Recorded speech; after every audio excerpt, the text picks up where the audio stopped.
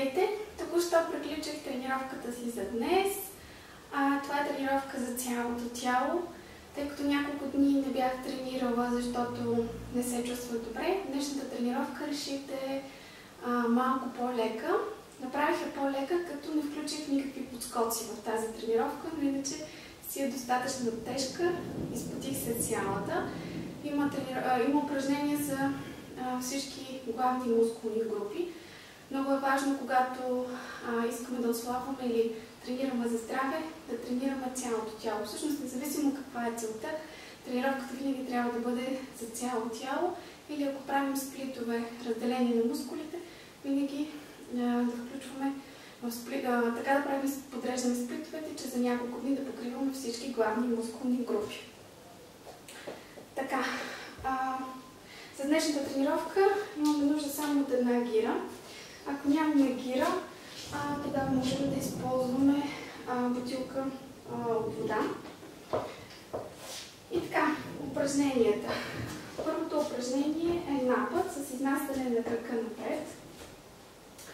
От изправено положение раменете са отпуснати надолу, далеч от ушите, назад. Прибираме корема и правим напът назад, като внимаваме коляното на предния крак да не е така. Трябва коляното да стои зад пръстите на крака и тялото пада перпендикулярно на земята. След това динамично се изправяме и изнасяме кръга напред. Това е едно повторение.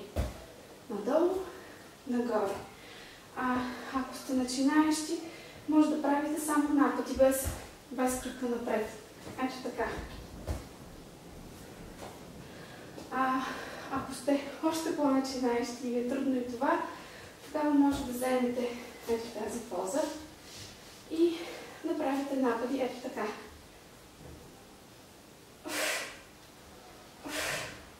Правят се по 10 повторения на крак. Това упражнение е за бедрата и тъй като когато изнасяме крака напред, включваме стабилизиращата функция на долната част. Всъщност не стабилизиращата, включваме долната част на корема и стабилизиращата функция на горната част на коремните мускули. Правим 10 повторения с единия крак, 10 повторения с другия крак. Второто упражнение е 20 повторения. Сравнително широко разтваряме краката, пръстите на краката сочат настрани. Може да хванете ръцете ето така и да ги стегнете за допълнително натоварване. Клякаме дълбоко, след което се изправяме и повдигаме крака настрани. Това е едно повторение. Клякаме и другия крак настрани. Това е 2 повторения. Правим общо 20. Като за това упражнение, когато клякаме, бутаме с дупето ханша назад. Ето така. А не с коленете напред. Това е грешно клякане. Опитваме се да държим коленете зад пръстите на краката. Нормално при клякане коленете отиват напред, но гледаме да не клякаме така. Да държим пръстите на краката. Извинявам се, коленете зад пръстите на краката. Клякаме и при изправяне вдигаме крака. Това е. Ако сте начинаещи, може само да клякате. Ето така. Не е нужно да ходите много дълбоко. По-добре, разбира се, да клекнете дълбоко, колкото може, но ако сте начинаещи, може да клякате и само до тук. Също е добре. Третото упражнение е мъртва тяга на един крак с отскок. Ето така.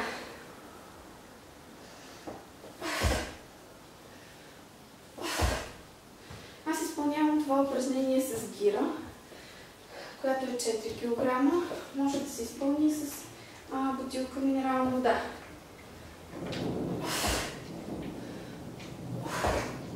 Може да се изпълни абсолютно без никаква тежест. За това упражнение е важно при навеждането напред да държим гърба прав. Може да не ходим много ниско, може да е само до тук, но държим тежестта близо до крака, не тук, защото така товари кръста, ако доправим с тежест близо до крака и гърба не е така.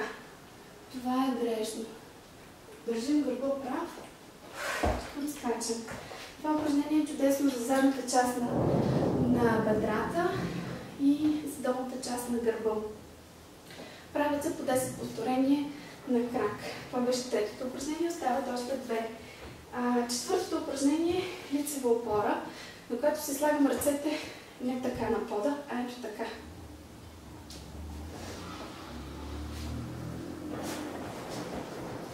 И правя лицева опора, коляно, коляно. Това е едно повторение. Лицева опора, коляно, коляно. Ако това ви е трудно, тогава може от колене. Отново поставяме ръцете по този начин.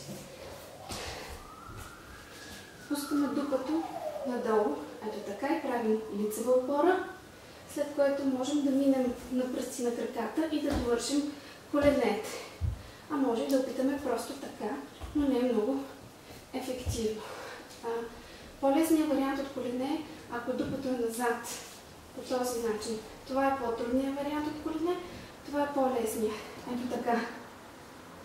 Ако и това ви е трудно, тогава може да правите 5 лицеви опори на земята и да завършите с лицеви опори на стената. Ето така. Като колкото по-близо сте до стената, толкова по-лесно. Колкото по-далеч отивате, толкова се увеличавате трудността. 10 повторения.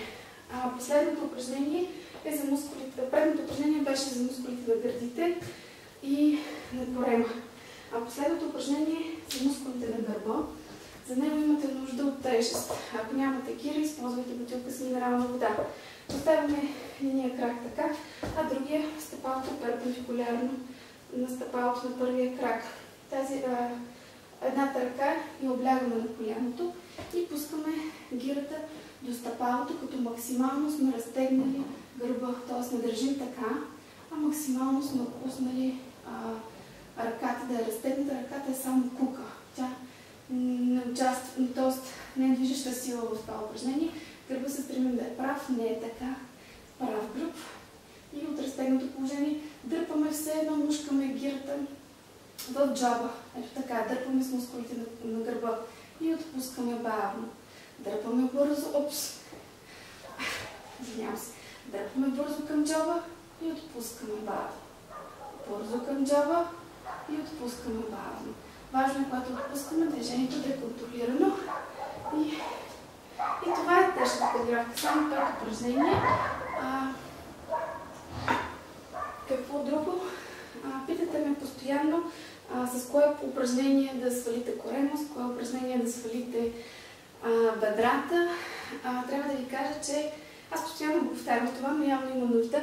Като правите коремни преси, единственото, което постигате е да правите коремни мускули, но това не означава, че горите мазнини от тази област. Като правите упражнения за бицепси, това не означава, че горите мазнините в тази област. Единственото, което правите е да стягате, да работите за мускулите в областта, за която тренирате. Отслабване се постига чрез диета с калориен дефицит. Калориен дефицит означава, че имате дефицит на калории. Тоест, ако за дневните нужди ви трябва 2000 калории, а вие приемате по-малко от 2000, примерно 1800 калории, това е диета с калориен дефицит. Приемайки по-малко калории, вие създавате условия в организма той да използва за енергия складираните мазнини. Само с упражнение е много трудно да се отслабне, защото с една такава подобна моя тренировка се горят може би не повече от 200 калории, но тренировката е важна за други цели. Важна е за това да използваме мускулите си, така че тялото ни да използва при недостиг на енергия мазнините. Защото когато има недостиг на енергия, тялото има два източника на енергия – мазнини и мускули. Когато не използвате с мускулите си, т.е. не тренирате, тогава при диета с калориен дефицит тялото ви най-вероятно ще разгражда и мазнини, и мускули. А ние не искаме да загубим мускулите си, защото след като отслабнем, т.е. загубили сме и мускули и мазнини, ще сме едни желета, ще се тресем целите, което не е красиво. Ами това е сега. Вижте как аз направих тази тренировка. Ще се видим пак. Чао, до скоро!